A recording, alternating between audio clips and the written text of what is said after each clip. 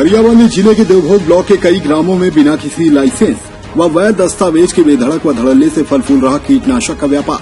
Devbhog block के कई ग्राम में स्थित किराने की दुकान घर के बाहर खाद बीज की बोरियां सजाकर बिना किसी डर से बेखौफ बेच रही हैं।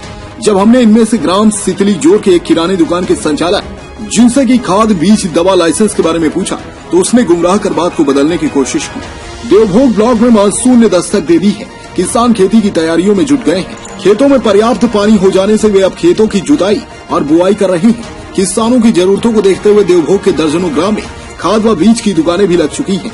दुकानों में बीज खाद दवा किसानों को आसानी से मिल रहा है, जिससे किसान 2 गुने से 3 गुने तक उत्पादन का लाभ ले सकते हैं। विडंबना है कि कृषि विभाग ने ब्लॉक में जितने लोगों को खाद बीज बिक्री के लिए लाइसेंस दिया है, उसके 2 गुने से भी ज्यादा दुकानें ब्लॉक में संचालित हो रही हैं। अफसोस की बात यह है कि इन पर निगरानी रखने वाला कोई नहीं दिख रहा है। इन अवैध रूप से कीटनाशक व बीज बेच रहे लोगों पर कार्यवाही न होने के चलते इनके हौसले बुलंद होते जा रहे हैं और निडर होकर दुकानों के बाहर खाद बीज दवा की बोरी सजाकर बेच रहे हैं। बिना लाइसेंस के खाद बीज दवा बेचने वालों के पास रेट भी ज्यादा है, लेकिन इनका धंधा कैसे फल फूल रहा है। जब हमने इसकी पूछताछ की तब हमें पता चला कि इन दुकानदारों से किसान उधार में खाद बीज लेते हैं और फसल होने के बाद पैसे आने पर लौटाते हैं, जिसके कारण किसानों को मजबूरी वश इनसे खाद बीज कीटनाशक लेना पड़ता है।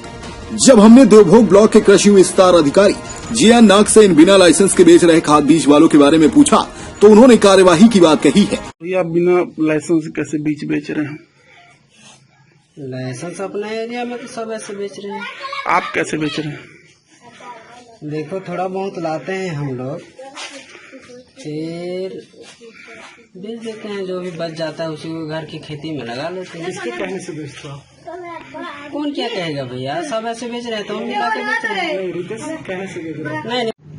अभी तक जो बगैर लाइसेंस के खाद वगैरह तो संज्ञान में नहीं है और देवभोग में इस टाइप का जितने भी लाइसेंसधारी हैं उनके द्वारा जो है खाद वितरण किया जा रहा है।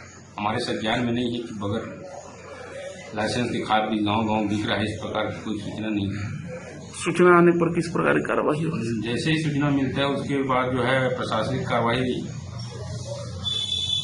की जाएगी।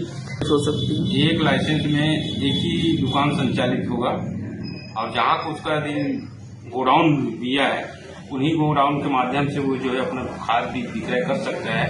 अन्यथा अगर दूसरी जगह पाने से वो जो है अवैध माना जाएगा। गरियाबंद से परमेश्वर राजपूत की रिपोर्ट।